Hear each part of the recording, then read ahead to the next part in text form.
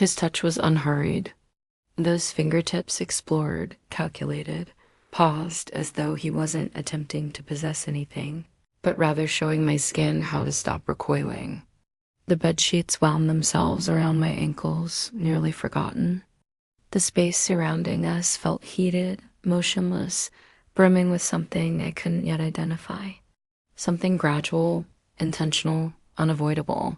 His kiss wasn't that of someone consumed by love. Instead, he kissed me like someone instructing me, unbreathing in a world that would offer no tenderness. And I allowed it. A single evening didn't transform me. Yet the way his gaze held mine, as if I might warrant his patience, that became my starting point. Tears didn't come when I departed. I'd anticipated them, expected the flood, yet none arrived. The corridors stretched dark before me, illuminated solely by those tired, pulled-in wall sconces I'd grown to recognize throughout this mansion, a structure too vast for genuine warmth. Each step brought my bare solace against the cold marble. The silk edge of my nightgown whispered against my calves. My movements were deliberate, not from fear of being stopped, but from the irrational wish that he might appear. He never did. The suitcase I'd concealed behind the linen closet was already prepared. Merely some clothing, an envelope containing cash, and my mother's brooch stitched into an old scarf's lining. Tonight wasn't planned as my departure, but truth, once spoken, refuses to be silenced. She's merely an obligation. His tone held no malice. That proved the most painful aspect. It remained steady, measured identical to how he dismissed meetings or request tea. I'd hesitated outside his study. The door remained slightly ajar. Eavesdropping wasn't my intention, yet I listened anyway. Now the knowledge couldn't be erased. Within that room, he spoke to someone via telephone. The caller's identity remained. Unknown, perhaps his attorney, maybe his brother. It held no significance. I stood frozen for 10 seconds, possibly 12. Long enough for my heart to collapse inward, but brief enough to prevent its complete shattering where he might detect it. Last night had seemed meaningful. We'd never shared a bed before that moment, not truly. Our marriage, arranged, practical, sterile, was never intended for intimacy. He'd made this clear the day I signed those papers. This isn't about love, he'd stated. It concerns balance. You receive what your mother requires. I obtain what my board desires. We keep each other from complications. I should have believed. Those words, initially I did. But months crawl by slowly within such a house. Every room produces echoes. Each silent dinner becomes a performance in self-control. Eventually, loneliness persuades you of impossible things. Then the storm arrived. Power failed just after midnight. Wind screamed through the rafters like something ancient and mourning. Sleep eluded me. I lit candles, wandered the halls, discovered him in the parlor, kneeling beside the fireplace. Coaxing flames from damp logs. His right hand bore a burn. Not severe, but enough to make him wince when I reached for it. I'm fine, he insisted, though he didn't withdraw when I held his wrist. We spoke little, simply sat by the growing fire, shoulder touching shoulder, sharing silence that finally didn't feel hollow. He didn't touch me that night to claim ownership. He merely wrapped a blanket around us both and drifted off. It wasn't passion. It wasn't even comfort. It was presence. To me, that felt sufficient to believe in until it wasn't. I left the ring. Beside the kitchen counter, next to the still steaming chamomile cup I'd prepared for him 2 hours earlier. He hadn't touched it. Strange. For weeks. I'd imagined this exact moment in countless worse scenarios, screaming, pleading, doors slamming. Here I was, departing so quietly that even the walls seemed startled. The taxi waited in the snow. The driver said nothing while loading my case. I climbed inside, clutching my coat tightly, allowing my breath to fog the window as I glanced back once, just once, at the place. I'd attempted to transform into something resembling home. The shivering wasn't from cold. It was clarity. When Graham Easton proposed marriage, no. Correction, when he accepted my proposal, I convinced myself I was choosing autonomy. Helping my mother receive necessary medical care in exchange for 1 year of my life wasn't sacrifice. It was logic, honor even. I didn't require his affection. I didn't need his warmth. Just shelter, a signature, and enough dignity remaining to stand upon. Yet somewhere between the paperwork and those quiet dinners, I began hoping perhaps I could thaw his reserve. Maybe kindness, patience, devotion, perhaps all of that could melt his restraint. It's peculiar how women are conditioned to believe love can be earned through being adequate enough. I wasn't adequate.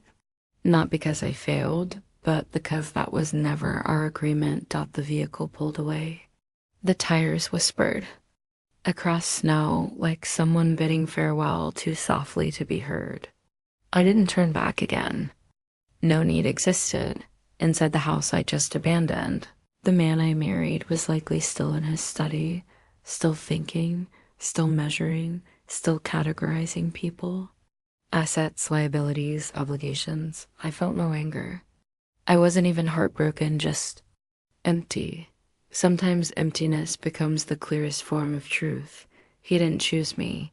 Tonight, for the first time, I chose myself. Yet somewhere deep beneath the steel I was wrapping around my spine, a voice whispered, "This isn't the conclusion.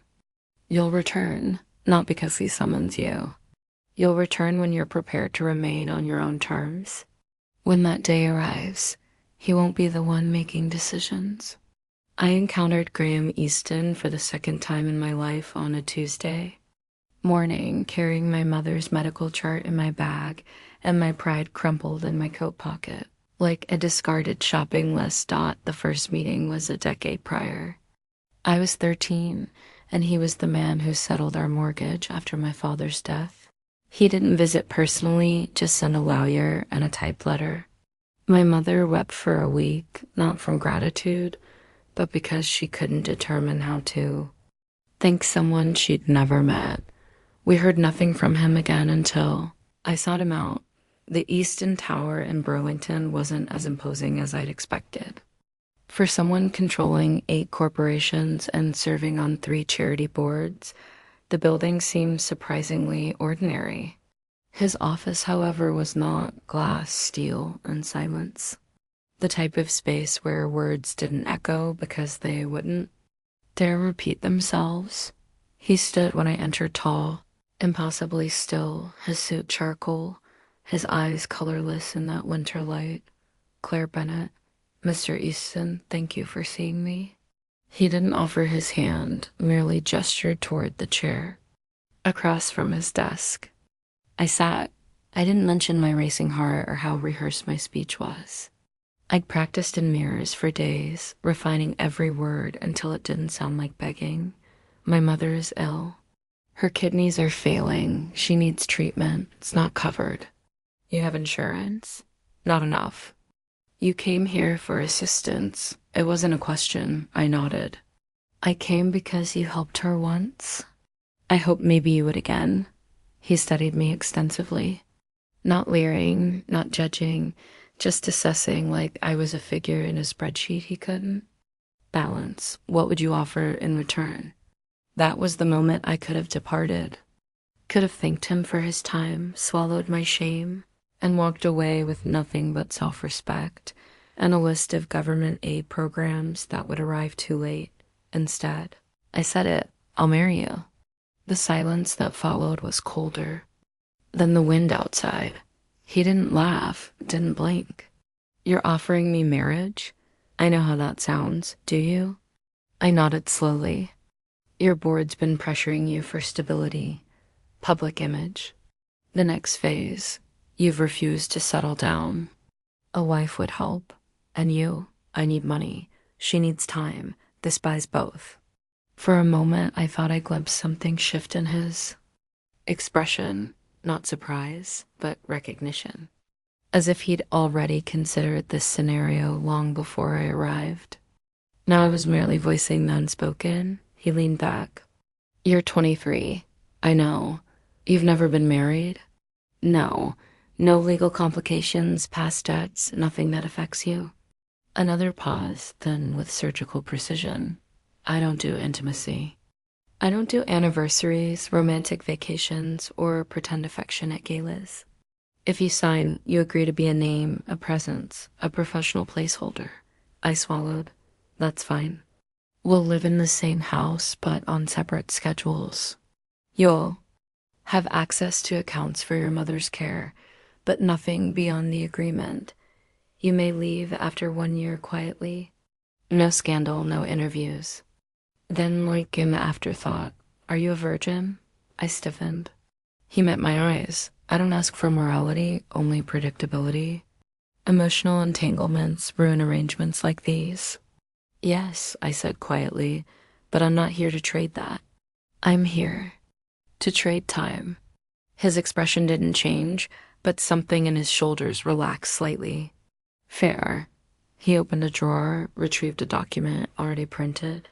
Either he kept it there for emergencies or he'd expected this somehow. Have it notarized. Return it within 72 hours. I stood. My legs ached from tension. My palms were sweating, but my voice somehow held. Thank you. He looked up just once before I turned to leave. Claire, yes, don't fall in love with me. I won't save you if you do. I remember walking out of that tower with the contract in my hands and a hollow in my chest that felt like dignity packed into a box too small to contain it. Wasn't sure if I was brave or just tired of waiting for miracles that never came. That night, I told my mother. The money came from a foundation. Scholarship. I told my younger brother I'd gotten a job out of state. And I told myself that signing the papers didn't mean I was weak. It meant I could survive 1 more year. Just one. A year of holding my breath. A year of dinner plates for 2 that never saw food. A year of being a wife in title only. But deep down, I did what every fool with a soft heart does. I hoped not for a fairy tale, not even for romance, just for a flicker. A moment of being seen. I married him 3 weeks later. No flowers, no ring exchange, no kiss, just pen to paper. Silence and a single thought echoing in my chest like, a dare. He didn't choose me, but maybe if I stayed long enough, he might. The snow had begun falling before sunset. By midnight, it covered the grounds like silence made visible. Every path, every hedge, every window ledge softened by white. I couldn't sleep. Graham had been absent all day. Meetings, I assumed. He never told me he didn't need to. Our marriage ran on parallel tracks. We occupied the same house, but never crossed paths at the same time. As if proximity might risk awakening something we both agreed to leave dormant. That night, though, something was different.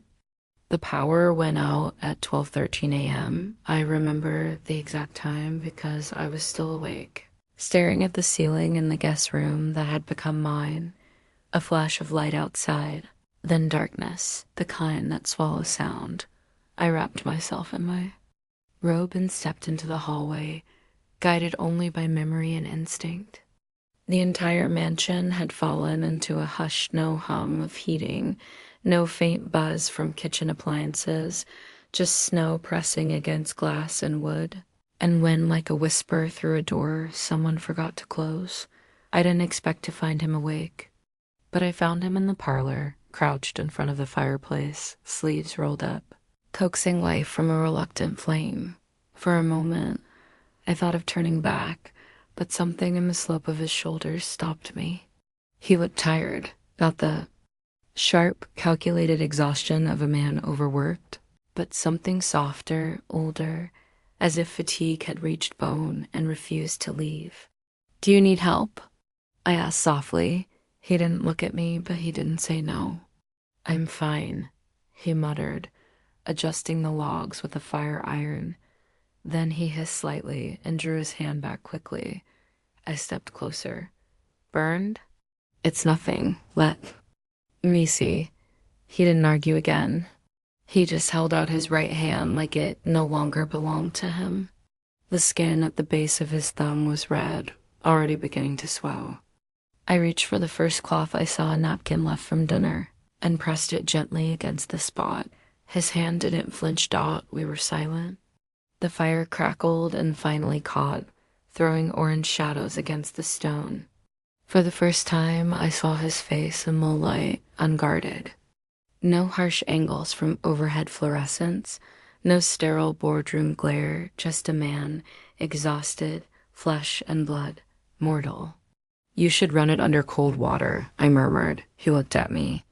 Not in that sharp way he usually did, assessing, weighing bet. With the unspoken confusion of someone not used to being touched without transaction. Then he nodded once. I'll live. I know, I replied, but you don't have to do it alone. He sat down on the rug, knees pulled up, one arm draped over the back of a nearby chair. I sat beside him, not close, but not distant either. Close enough to feel the warmth from the fire and the slow, steady beat of being near another human being. Funny, he said quietly, staring into the flames. I own half this state and still couldn't afford a generator strong enough for this wing. I smiled. You never struck me as someone who tolerated failure. He didn't smile back, but he didn't argue either. I tolerate what's inevitable. There was something in his tone that invited a reply. Not conversation exactly, but participation. So I said the first thing that came to mind. My mom used to say snow was God's way of telling people to hush. He turned slightly toward me. Hush?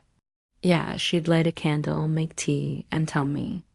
The world got too loud sometimes, and snow was his reset button. He didn't respond, but I could tell by the way he tilted his head that he was filing it away, as if it were data, but not the kind that ended in a graph. Minutes passed, maybe more. The fire crackled. My knees warmed. The robe I wore smelled faintly of cedar and the lavender sachets I kept in the drawer. Then, without looking, Graham reached for the blanket draped over the back of the sofa and tossed one end over my lap. I won't bite, he said. I know, I whispered. We sat like that, two people wrapped in silence that wasn't hostile for once. Not transactional, not contractual. Just two forms of loneliness pressing gently against each other, wondering if touch might mean something without demanding anything in return. His hand didn't touch mine, but the edge of the blanket did, and somehow that was enough. I must have drifted off. The fire was lower when I blinked awake. He was still there, eyes closed, head resting back against the chair, breathing steady. He hadn't moved away. He hadn't left me there alone. Carefully, I rose to my feet, pulled the blanket higher over his shoulders, and stared at him 1 second longer than I should have. He looked peaceful, unreadable human, and I knew as I walked back toward my room that something had changed. Not everything, but enough. I hadn't touched him, and yet tonight we had been closer than ever. I didn't know then that the next morning he would pretend it never happened. I didn't know yet that the warmth of that fire would feel like a lie once the light came back. But in that moment, in that quiet flickering now, I believed in the possibility that maybe, just maybe, he had needed someone, and I had been there. Not as a wife, not as a name on a contract, just Claire, just a woman who stayed that by morning the snow had stopped. The fire in the parlor had burned down to soft embers. The light through the stained glass windows stretched in long, dusty columns across the rug. It felt like waking inside a memory I hadn't lived long enough to forget. Graham was gone.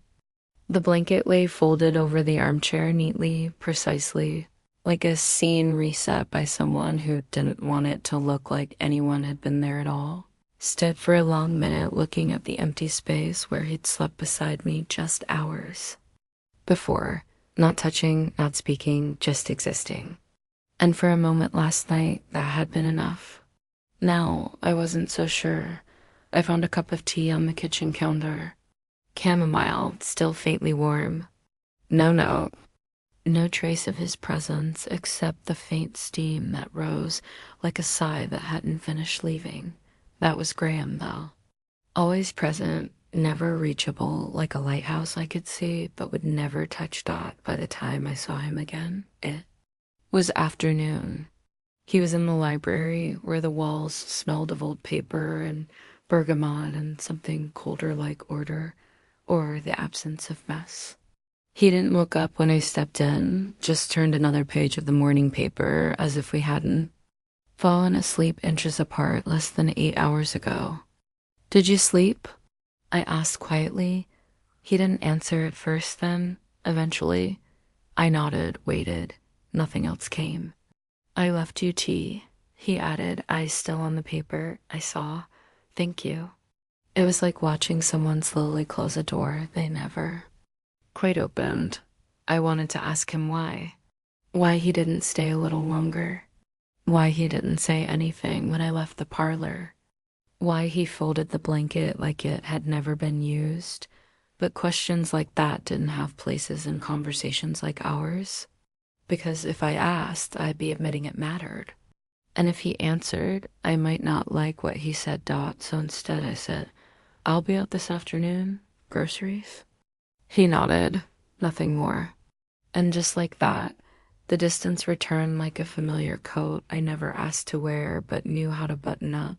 Collar high, hands in pockets, ready to brave the cold Dot at the store, I found myself wandering slower than usual, touching fruit I didn't need, reading labels I didn't care about, watching older couples choose between soups like it was a small, sacred ritual.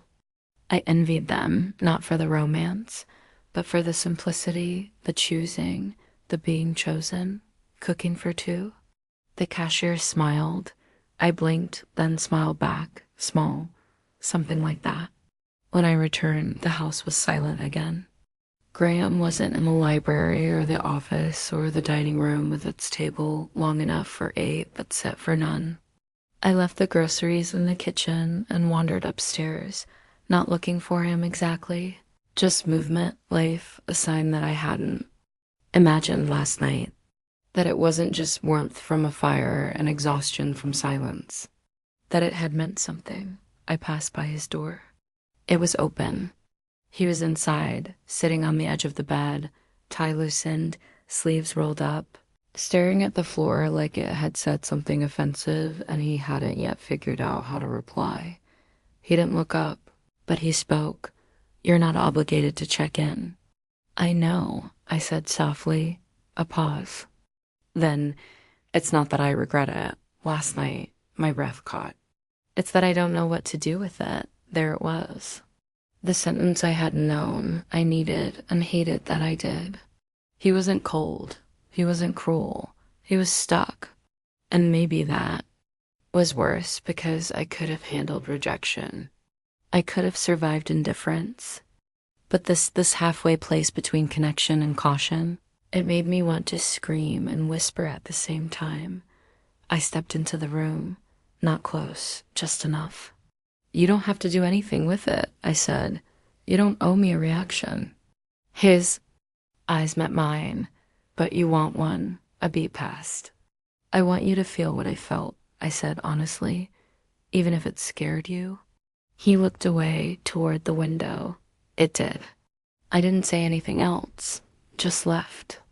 Not in anger, not in retreat, but because some moments are too raw to press on, and some truths only settle when left untouched for a while. Back in my room. I found the scarf I'd wrapped around my neck the day. I moved in still smelling faintly of lavender and the hope I brought with me. I pulled it over my shoulders and sat by the window. Snow was melting, dripping from the roof like time losing its grip. And in that soft, slow unraveling, I realized something. Last night, I'd felt something real. This morning, I'd been reminded that real doesn't always mean ready. And Graham Easton brilliant, Broken, beautiful Graham might never be ready. But for the first time, he hadn't denied what was happening. And maybe that was enough for now. First time I saw the letter, it was by accident. I had gone into the study to find a book, any book really, something to distract me from the way. Silence now seemed to gather around me like dust dot. It had been 3 days since that night in the parlor, 2 days since Graham's quiet mission. I don't know what to do with it. Since then, things had fallen back into their rhythm-controlled. Polite, carefully distanced, as if intimacy had been a fever we both endured and quietly decided not to mention.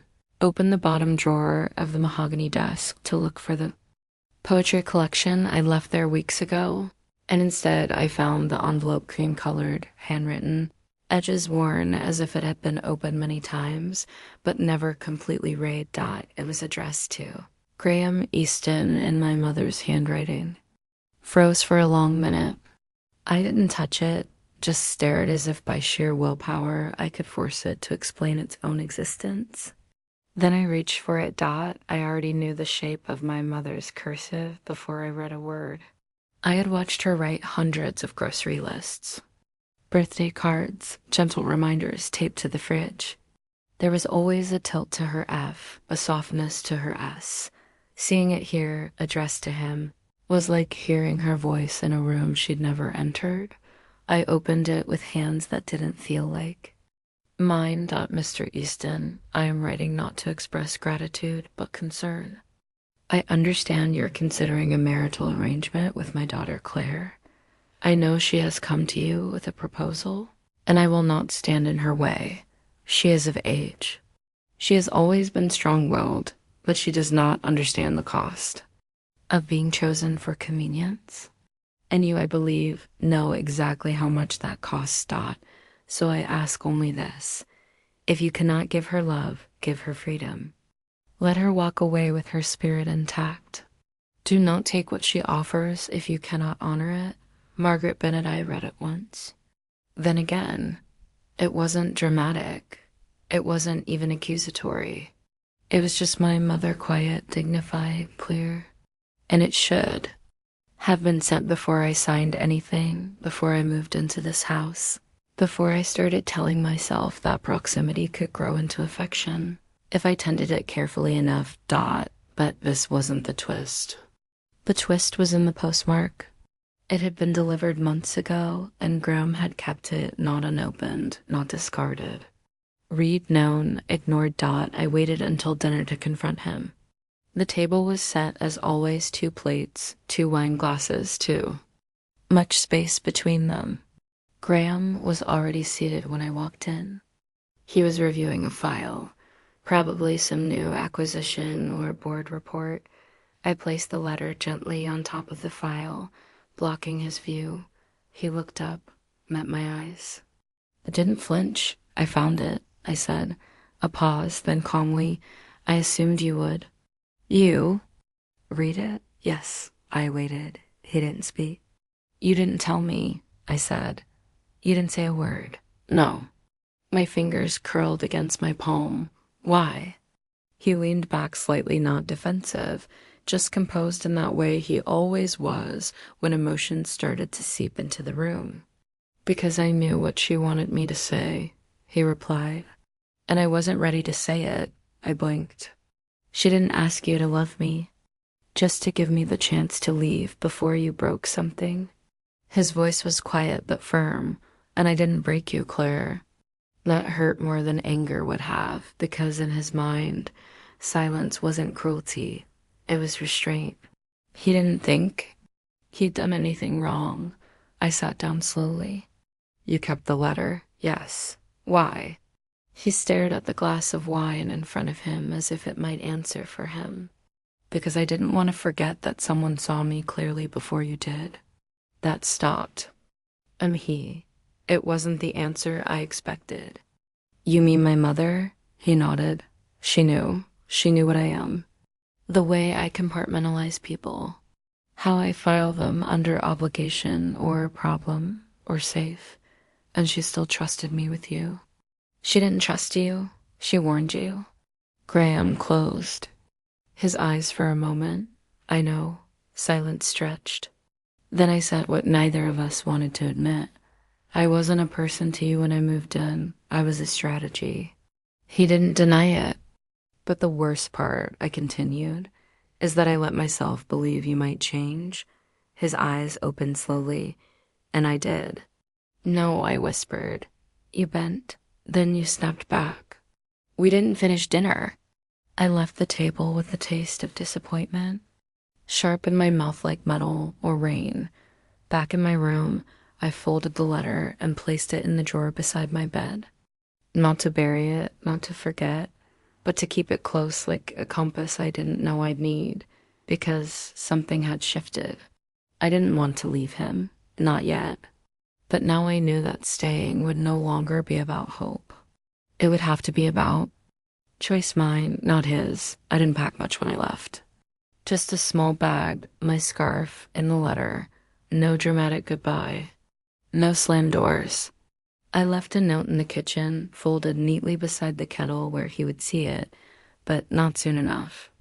To stop me taking some time. Don't follow. I'll be safe. Clara didn't want to run. I just needed to breathe somewhere that didn't carry the echo of things unsaid. The cabin was my mother's, tucked away 2 hours north on the edge of Lake Arrowhead.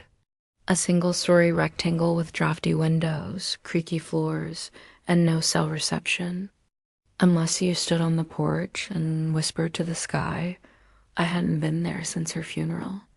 The moment I stepped inside, it was like her arms wrapped around me again in the smell of pine and tea, the threadbare quilt on the couch, the quiet hum of a space that never demanded more than I could give. I lit the stove, boiled water, let the silence ask its questions.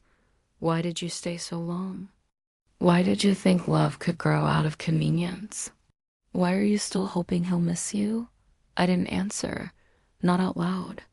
But I sat with the questions, let them settle beside me like companions I hadn't invited, but couldn't ignore. On the second night, I found one of my mother's old journals tucked behind a box of tea. She hadn't been poetic, just honest. January 3rd. Snow's thick again. Claire's growing fast looks more like him every day. She asked me tonight if love always looks like sacrifice. I didn't know how to answer her. Maybe it's not about what we give up. Maybe it's about who stays even when giving up is the easier choice. I read that line 3 times, then closed the book gently, like it might shatter if I looked too long. I stayed 5 days. I chopped wood, brewed coffee, took walks through trails. I half remembered from childhood. I didn't cry, but I also didn't smile. I just existed, which for a while felt like enough, until the letter came. On the morning of the 6th day, a car pulled up.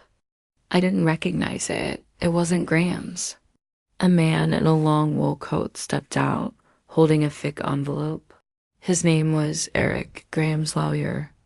I remembered him from the wedding, quiet, watchful, the kind of man who noticed more than he said. Didn't try to come inside. Mr. Easton asked me to deliver this personally, he said, handing me the envelope. Is he all right? He's alive, Eric said. Then, after a pause, but I wouldn't say he's all right, then he left. No questions, no pressure, just the car disappearing down a snow-packed road. I held the envelope for an hour before opening it. Inside wasn't a contract. Not a check, no request, no condition, just a letter, written by hand in Graham's unmistakably exact script. Claire, I've spent most of my life confusing silence with control. I thought that if I stayed quiet, I couldn't be wrong. That if I stayed still, I couldn't hurt anyone. That distance was safety. Then you came in and made everything loud in the quietest ways. You asked nothing. You filled the room without speaking. You changed the temperature just by staying in it. I didn't know what to do with that. I'm not writing to ask you back. I'm not writing to apologize. I'm writing because I realized that for the first time, I missed something before it was gone. You before you left, I hope the cabin brings you peace. I hope your mother's voice still echoes where it matters. And I hope you know you were never just a responsibility. Not to me, Graham, I read it once. Then I folded it, pressed it to my chest, and for the first time in weeks, I let myself cry. Not because I forgave him, not because I was ready to go back, but because he had finally said something real. That night, I lit a candle in the cabin window. Not as a signal, not as a promise, just a small flicker of truth. That even the coldest winter can hold a little light, and that sometimes disappearing isn't about running away. It's about becoming visible to yourself. I returned to the city 2 weeks after the letter, not to see him. Not yet. I had errands, things to do, groceries. To buy a dentist appointment I'd put off 3 times. Life had a way of pushing forward, even when your heart still lived in a cabin 2 hours north. I didn't tell Graham I was back. I didn't have to. He didn't call. He didn't text, but he knew. And he waited. I first saw it on the news scrolling. Through a muted TV screen at the pharmacy, Easton Group announces major donation to Renal Care Foundation, $15 million. Under New Bennett Fund. My fingers paused on the lip balm I was holding. My heart, too. I stared at the screen, at his name, at my mother's, and I knew instantly it wasn't a PR move. Graham didn't care about appearances, never had. He didn't make gestures, he made decisions. And this was one. That night I walked by the Easton Tower, not to go inside, just to see if the lights were on. They were top floor, corner office. One lamp glowing against the skyline like a promise no one heard but me. I stood there in the snow, arms crossed, breath steaming in the dark. He wasn't chasing me. He was making room for me. And somehow, that was more powerful than anything he could have said. 3 days later, I returned to the boutique I used to work at before the marriage. The owner, Maggie, was folding scarves when I walked in. "Look who remembered how to find us," she said, grinning. I smiled. "Do you still need help on weekends?" She tilted her head. "I thought you were, what's the word, settled?" I shrugged. "Turns out roots don't grow without sunlight." She didn't ask questions, just handed me an apron like I'd never left. He came on a Sunday. I was sweeping the front step when I saw the car. It wasn't the sleek black one he usually used, just a silver sedan, modest, borrowed, unfamiliar. He stepped out wearing a navy coat and no tie. His hair was a little longer, his eyes somehow older. I didn't speak. Neither did he. He stood on the sidewalk, hands in his pockets, as if he knew he had no right to come closer. Then, softly, "I didn't know if you'd want to see me." I leaned the broom against the doorframe. "I didn't know either." He nodded, looked down. "But I waited anyway," he said, in case the answer changed. I stepped off the porch, boots crunching over salt and slush. We stood less than a yard apart, and yet it felt like a lifetime had passed between us. "Why the fund?" I asked. He didn't hesitate. "Because she warned me and I didn't listen.